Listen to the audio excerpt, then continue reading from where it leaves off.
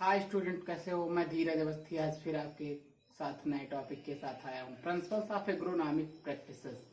कृषि क्रियाओं के सिद्धांत क्या होते हैं, क्या प्रिंसिपल्स होते हैं? हम देखते हैं आधुनिक युग में जो कृषि है वो व्यापार के रूप में बन गई है।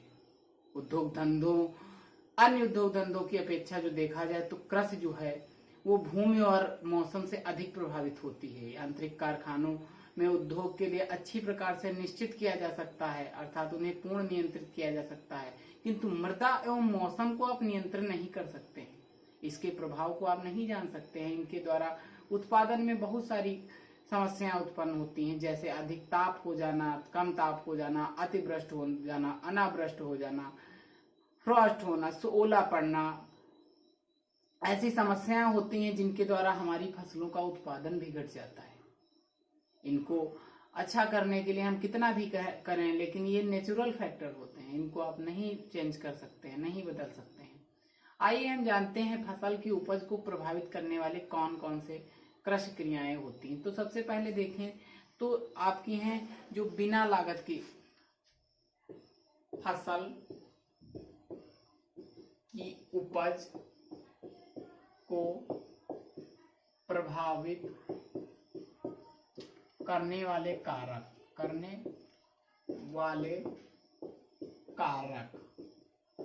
तो हम बात करें तो सबसे पहले बात करते हैं बिना लागत के कारक। नंबर 1, बिना लागत के कारक, जिनमें कोई लागत नहीं होती है। नॉन मॉनेटरी फैक्टर, बिना लागत के कारक। इसमें जो देखा जाए बिना लागत के, जिनमें कुछ लगता नहीं, जैसे पहले देखा जाए तो फसलों की छांट होती है, selection of the crop and their varieties, यानी कौन सी आप क्रॉप को सिलेक्ट कर रहे हैं, कौन सी फसल को की वैरायटी को आप चुन रहे हैं, ये देखा जाता है। ठीक, तो फसलों की छांट नंबर 1 क्या होती है? फसलों की छांट कैसी आप चुन रहे हैं, ये भी एक डिपेंड करता है फसलों की उपज पर। फसलों की छांट कैसा सिलेक्शन कर रहे हैं, छांट। नंबर 2 बात करें तो फसल चक्र, क्रॉप रोटेशन। क्रॉप रोटेशन ये ध्यान रखना है आपको कि फसल चक्र कैसे बनाएं, कैसा फसल चक्र है जो आने वाले कल के लिए हमें प्रभावित नहीं करेगा, अर्थात जिसके द्वारा हमारी फसल जो है अच्छी सुचारू रूप से अच्छा उत्पादन दे देगी। ठीक, ये एक फ्री फैक्टर है, मतलब बिना लागत के कारक है, नॉन मॉनेटरी फैक्टर हैं जो। तीसरी बात करें तो बहुफसली कार्यक्रम होता है, कह सकते हैं मिक्सिंग क्रॉपिंग जो होती है, मिक्स्ड क्रॉपिंग, बहुफसली कार्यक्रम जिसको कह सकते हैं, बहुफसली कार्यक्रम। ये ध्यान रखना है, जैसे हमको अधिक उत्पादन लेना है तो ये ध्यान रखना है कि हमारी मुख्य फसल को जो है मेन क्रॉप है उसमें लॉस हुए बिना दूसरी क्रॉप का भी उत्पादन कर लें। ठीक, तो इसको बहुफसली कार्यक्रम बोलेंगे। नेक्स्ट बात करें तो बीज बोने का समय, सोइंग ऑफ टाइम। आप कब बीज बो रहे हैं, कैसे बुआई कर रहे हैं। ठीक, बुआई का समय ये ध्यान में रखना है कि समय से बुआई किया जा रहा है, लेट से बुआई। यदि आप समय से किसी फसल की बुआई करते हैं तो अच्छा उत्पादन देता है, यदि आप लेट होते हैं तो उसमें म्यूटारिटी, फ्लावरिंग, बूटिंग आदि स्टेजें जो हैं लेट में आती हैं, जिससे आपका उत्पादन भी प्रभावित होता है, अर्थात ये उत्पादन को कम कर सकता है। नेक्स्ट बात करें तो सोविंग ऑफ टाइम होगा ये। नेक्स्ट बात करते हैं तो डेप्थ ऑफ सोविंग, कितनी डेप्थ होनी चाहिए, बीज की गहराई, जो देखा जाए बीज की गहराई कितने पे डाल रहे हो, ये भी आपका एक बिना लागत का फैक्टर है, फ्री का फैक्टर है जो देखा जाए बिना लागत का। नेक्स्ट हम बात करते हैं तो बीज का अंतरण, बीज का अंतरण, कितनी डिस्टेंस रख रहे हो, कितनी डिस्टेंस रख रहे हो। और नेक्स्ट बात की जाए तो टाइम ऑफ इरिगेशन या इरिगेशन टाइम कह सकते हो, सिंचाई का समय, सिंचाई का समय, ये ध्यान रखना है आपको। ये सब जो हैं फ्री फैक्टर हैं, अर्थात ये नॉन मॉनेटरी फैक्टर हैं आपके, जो कि बिना लागत के हैं। नंबर क्या बताया मैंने, बिना लागत के कारक, फसलों की छांट, कैसी आप फसल चुन रहे हैं। दूसरा फसल चक्र, क्रॉप रोटेशन जो है कैसे आप बना रहे हैं, क्या कार्यक्रम है उसका? बहुफसली कार्यक्रम, यानी एक से अधिक फसलों को तो नहीं उगा रहे हैं जो कि आपको फसल चक्र को प्रभावित कर रहा है। नेक्स्ट है बुआई का समय, कब बो रहे हैं आप फसल को, कैसे बो रहे हैं, बीज की गहराई, बीज का अंतरण और सिंचाई का समय, ये फैक्टर आपको प्रभावित करते हैं।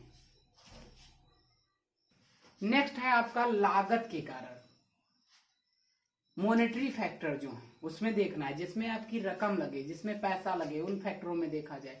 तो सबसे पहले होता है प्रिपरेशन ऑफ फील्ड, कैसे आप फील्ड को तैयार कर रहे हैं, खेत की तैयारी, खेत की तैयारी, ये आपका एक लागत फैक्टर है। जैसे आप ज्यादा टिलेज कर रहे हैं, ज्यादा कर्षण क्रियाएं कर रहे हैं तो आपकी ज्यादा लागत होगी, बट जो फील्ड की फर्टिलिटी है वो ज्यादा ग्रो कर जाएगी, जिससे क्रॉप प्रोडक्शन भी ज्यादा होगा। दूसरी बात करें तो सीड रेट, बीज की मात्रा, बीज की मात्रा, ये अच्छे से आप बीज ज्यादा मात्रा में, मात्रा सही दे रहे हैं तो अच्छा उत्पादन होगा, यदि मात्रा कम देते हैं तो उत्पादन घट सकता है।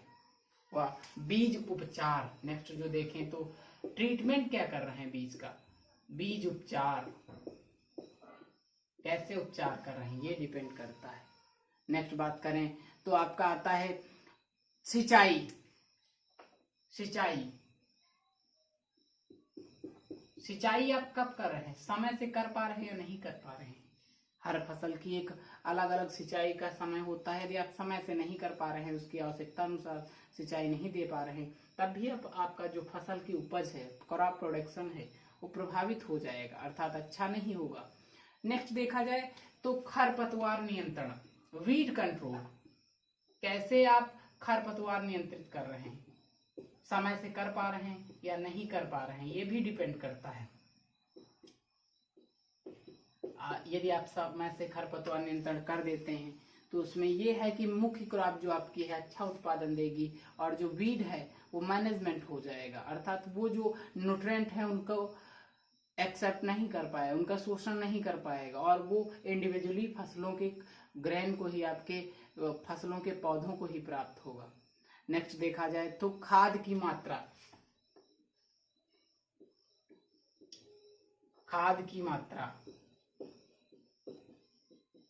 आप कितना फर्टिलाइजर दे रहे हैं ये भी डिपेंड करता है, आवश्यकता अनुसार दे पा रहे हैं फर्टिलाइजर या नहीं दे पा रहे हैं। यदि आप आवश्यकता अनुसार नहीं दे पा रहे हैं फर्टिलाइजर तो भी आपके फसल प्रोडक्शन को प्रभावित करेगा, क्रॉप प्रोडक्शन इससे भी प्रभावित होता है।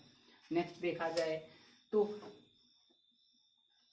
कीट एवं रोग नियंत्रण, कीट एवं रोग नियंत्रण,